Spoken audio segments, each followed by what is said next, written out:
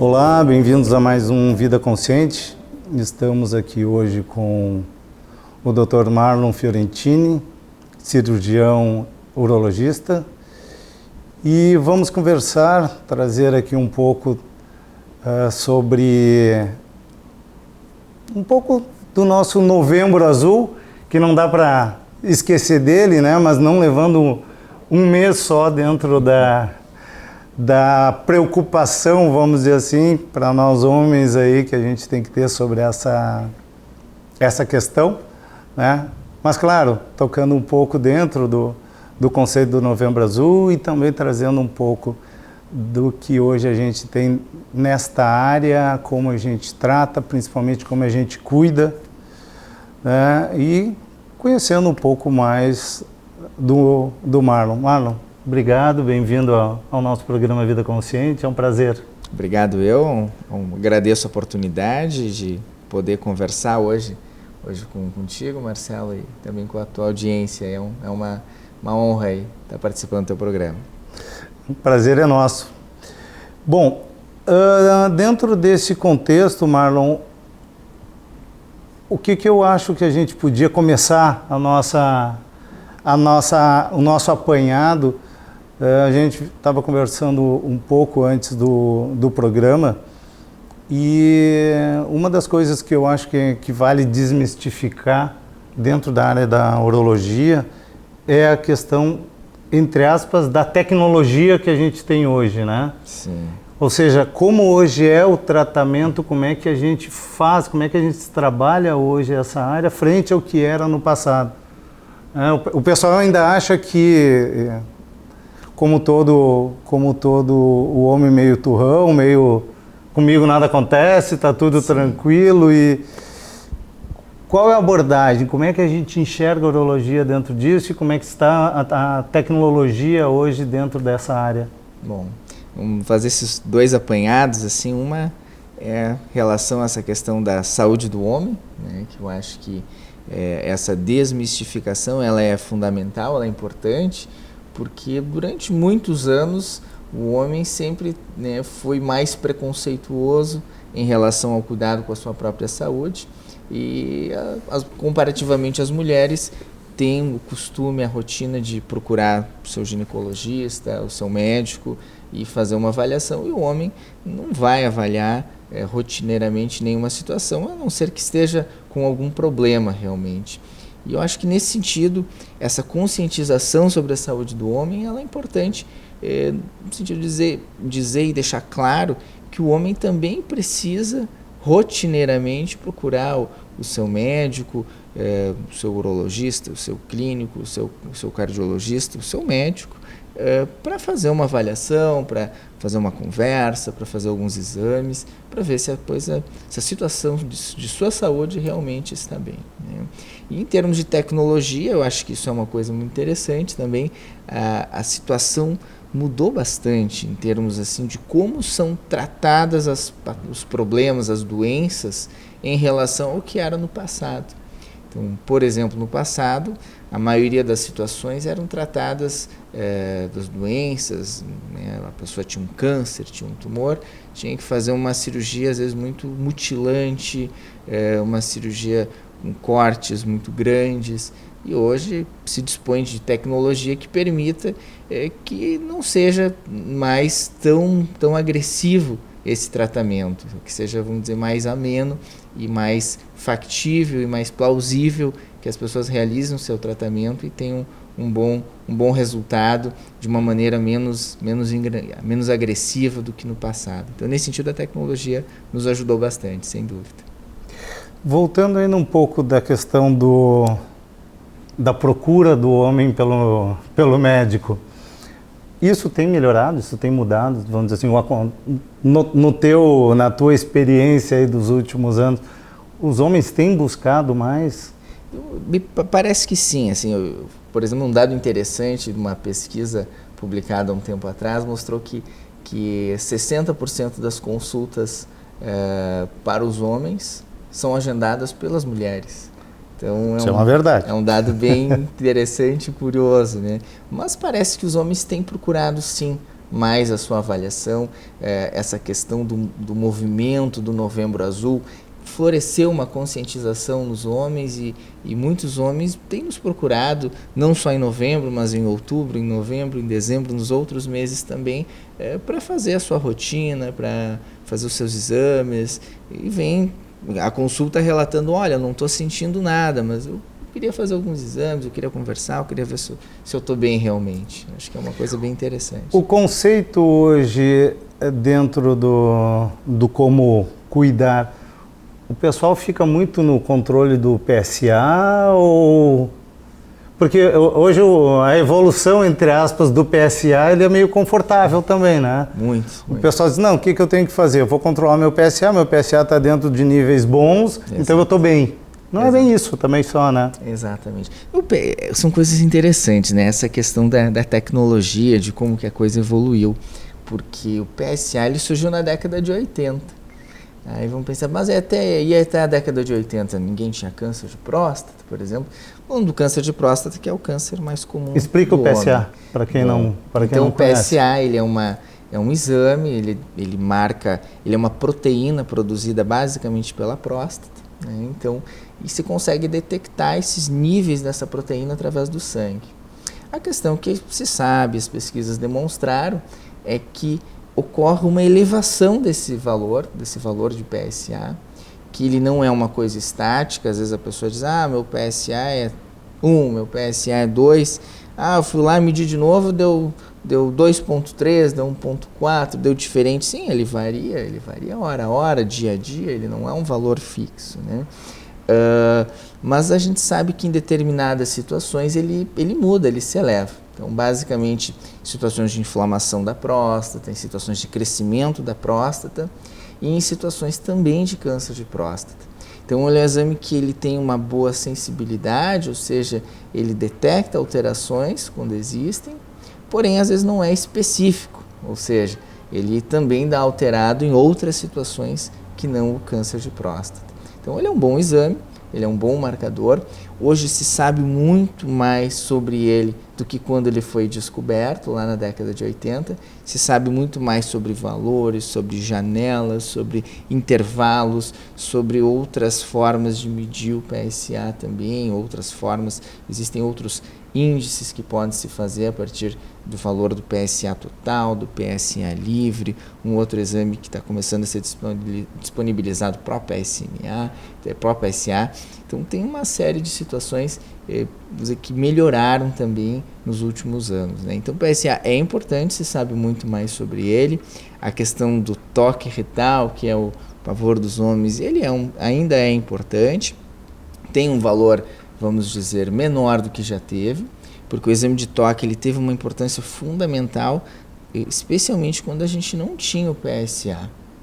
Porque antes de ser disponível o PSA, como é que se fazia diagnóstico de câncer de próstata? A pessoa estava com sintomas ou por algum motivo e fazia um exame de toque. O exame de toque estava alterado. Então não tinha outra ferramenta, não tinha PSA. O PSA realmente foi um grande avanço, realmente permitiu que se pudesse detectar os tumores de próstata num estágio bem mais inicial. Até então os tumores de próstata eram tratados em estágios tardios e os próprios tratamentos, as cirurgias que eram feitas para o câncer de próstata eram extremamente agressivas e muitas vezes letais.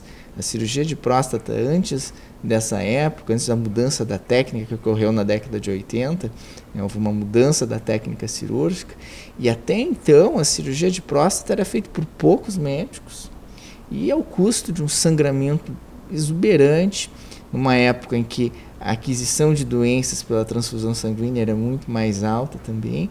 Então, aquilo envolvia um traumatismo muito grande. Então, a doença era detectada num momento tardio, a cirurgia era extremamente mórbida e muitas vezes letal. Então, e isso evoluiu muito, isso melhorou muito. Então, tanto no diagnóstico, com auxílio do PSA, como também no tratamento. Os tratamentos, a cirurgia melhorou muito, né? Então, houve muitas mudanças, muitas evoluções. O toque retal ainda tem seu papel, Mas a gente tem outras ferramentas muito boas hoje, que exames de imagem, por exemplo. Até recentemente a gente não tinha nenhum exame de imagem específico ali. Tinha uma ecografia transretal, mas a ecografia transretal ela não enxerga o nódulo da próstata, ela não enxerga o câncer. Eventualmente enxerga, mas de rotina não enxerga.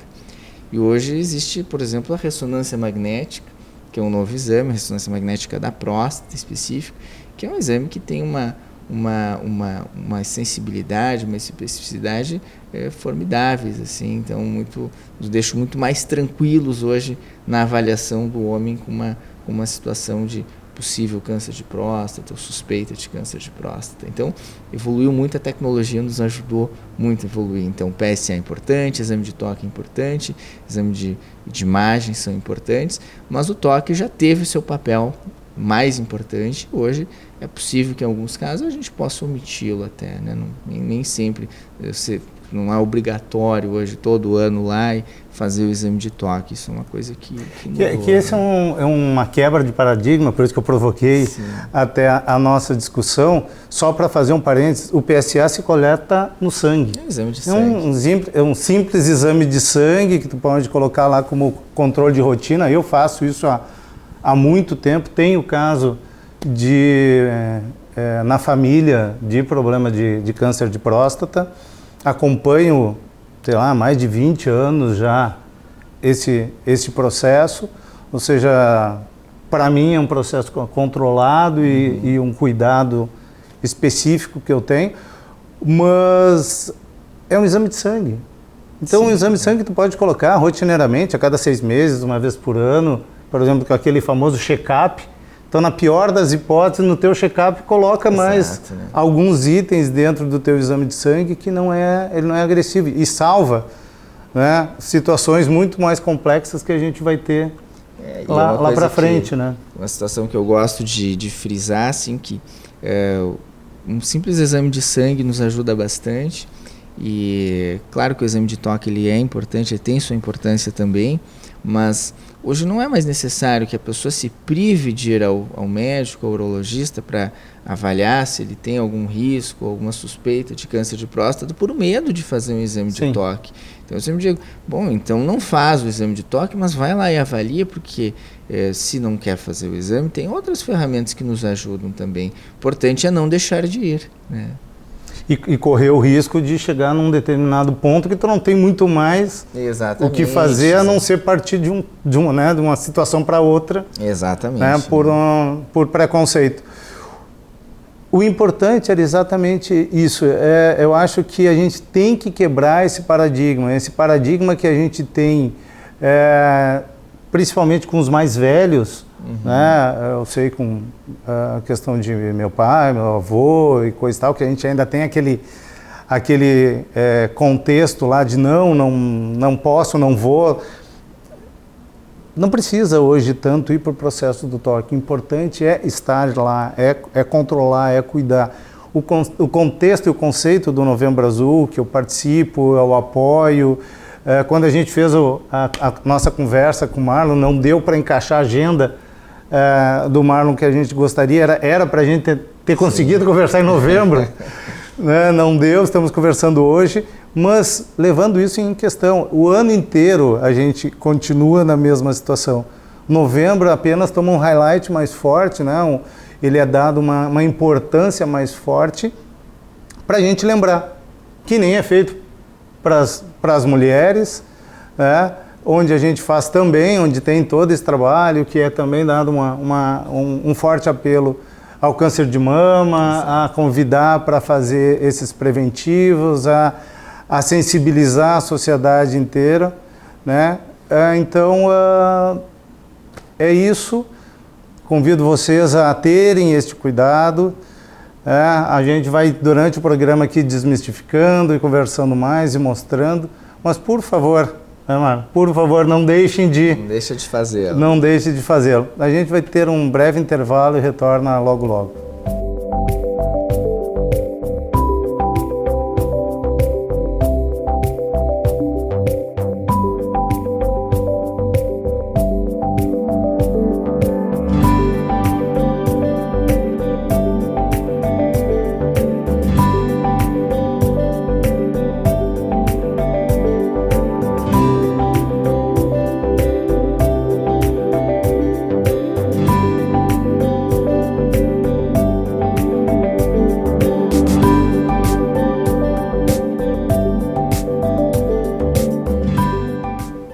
estamos de volta com o Dr. Marlon Fiorentini.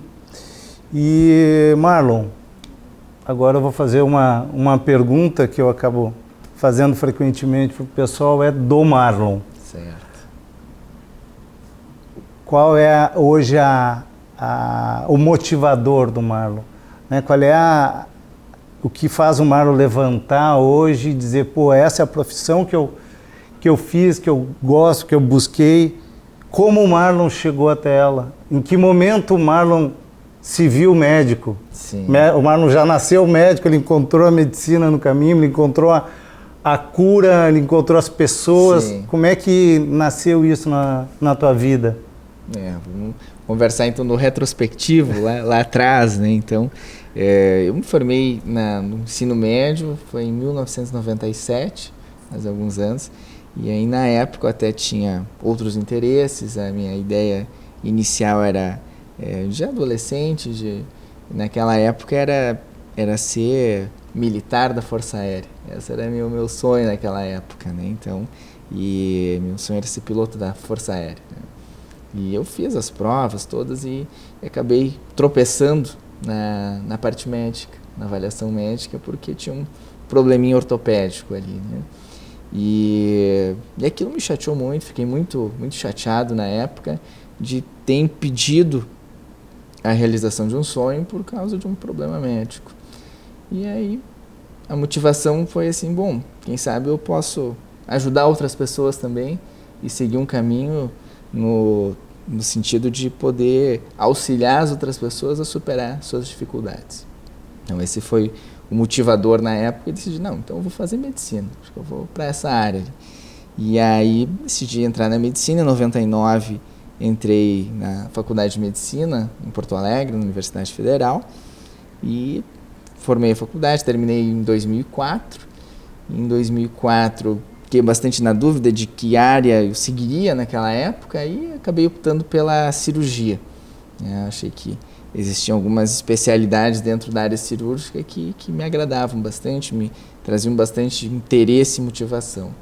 E dentro da cirurgia, depois de 2 anos de residência em cirurgia geral, onde a gente aprende a fazer diversos tipos de cirurgia, me encantou muito a urologia, por uma série de questões, especialmente por ser uma área diversa. Ela trabalha na área preventiva, ela trabalha no tratamento, tem área de exames, então ela tem uma gama muito grande de atuação. Depois eu fiz a residência também em Porto Alegre, no Hospital de Clínicas, em urologia, são 3 anos de residência, e encontrei aquilo que eu buscava. E especialmente o que me cativou e o que eu descobri isso ainda dentro da urologia e depois da urologia é o desafio constante, né? É uma área que evolui e exige do médico, exige do especialista, do urologista, uma necessidade de uma atualização constante, de um estudo constante, de uma melhoria constante. A técnica cirúrgica precisa melhorar sempre, então sempre tem o que melhorar. Então é um desafio constante. Eu acho que isso que cativa é realmente essa questão do desafio. É um desafio. É um motivador. É um motivador. Uma das coisas que a gente estava aqui no programa e o telefone tocando, né?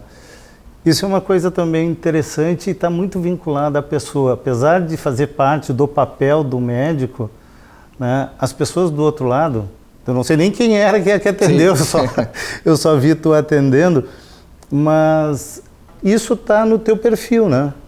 Cada um tem um perfil de trabalhar, claro, mas hoje o telefone ele é uma coisa que os médicos em geral acabam deixando disponível, especialmente para aquela situação em que precisou fazer algum procedimento, fazer alguma cirurgia, alguma situação que deixa a pessoa, vamos dizer, numa situação mais vulnerável, né? Então, acho que são situações que a gente deixa totalmente disponível, a linha aberta para que a pessoa nos contate, porque nós também temos a responsabilidade de, se ocorrer algum problema, alguma intercorrência, eu preciso ficar sabendo, né? Então eu quero ser o primeiro a ficar sabendo, então para que eu possa atuar da melhor maneira possível para corrigir ou para orientar naquele momento.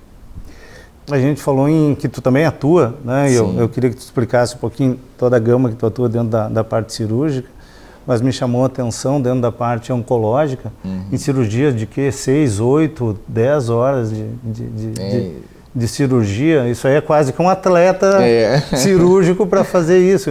Então, dentro desse contexto dos motivadores, Sim. ele também te exige não só técnica, como toda uma prática para te conseguir executar isso, né? Sim, exatamente. As cirurgias oncológicas, especialmente as cirurgias do tratamento de câncer, elas muitas vezes são muito longas, envolvem múltiplas etapas e realmente levam, às vezes, muitas horas. Então, existem cirurgias, claro, oncológicas rápidas, tem situações em que o tratamento, a cirurgia é rápida mesmo, né? Mas rápido dentro de uma cirurgia, por exemplo, para tratar um câncer de rim, um câncer de próstata, às vezes rápido é 2, 3 horas, né? Isso é rápido, né? Longo é quando se prolonga uma situação mais difícil, um caso mais difícil, que aí vai mais tempo. E tem algumas cirurgias, particularmente, que levam mais tempo porque são mais complexas mesmo, né? Então, tem situações de cirurgia chegar a levar realmente 6, 7, 8 horas até em determinadas situações. Não é o dia a dia, mas existe sim e a gente tem que estar preparado para isso.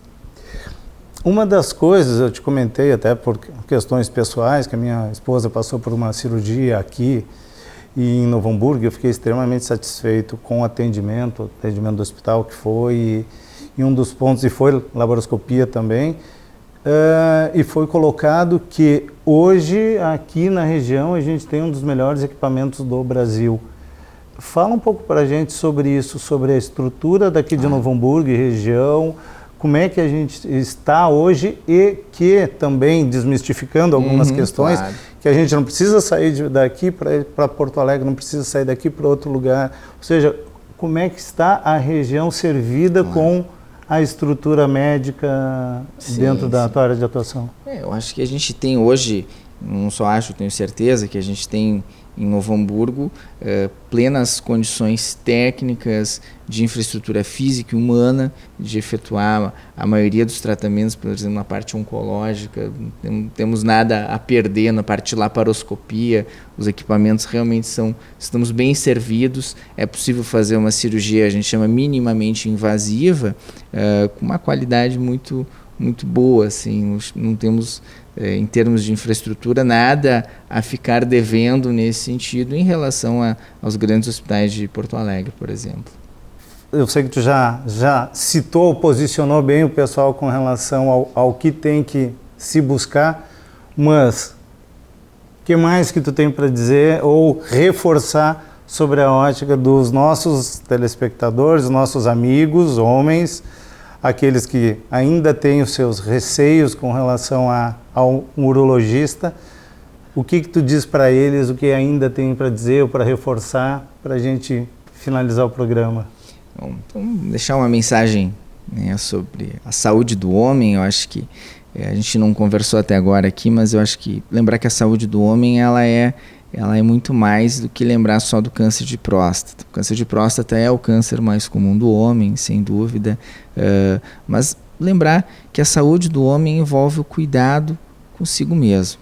Então, envolve ter uma vida saudável, ter hábitos de vida saudáveis, procurar ter uma atividade física regular, procurar se alimentar bem, procurar ter uma vida saudável. Então, isso envolve a saúde do homem, a saúde da mulher também, ser, né, uma pessoa maior parte do tempo saudável, com uma boa alimentação, bons cuidados com seu estado físico, seu estado emocional. Eu acho que tudo isso contribui para que a gente possa ter realmente uma melhor saúde como um todo, né? Então, acho que cuidar de si mesmo, isso envolve ter o cuidado com os seus autocuidados, também procurar assistência médica de uma maneira rotineira. Eu acho que isso deve ser um hábito que as pessoas devem incorporar ao seu dia a dia.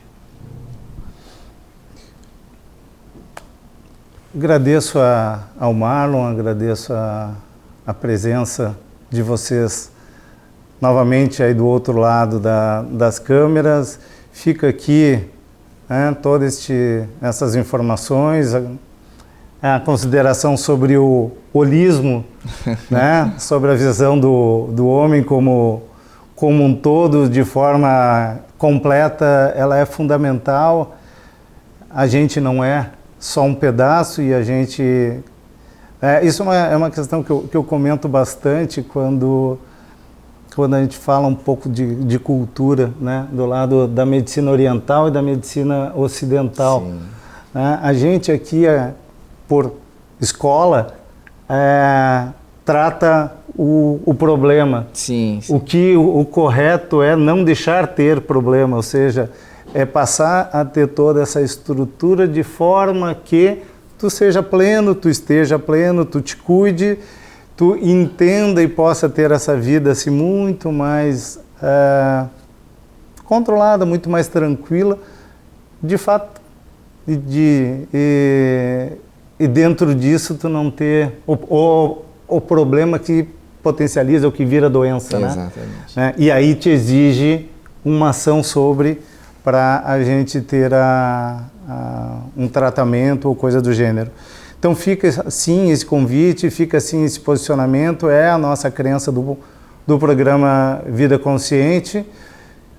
Agradecemos a todos vocês e até o próximo Vida Consciente. Gratidão.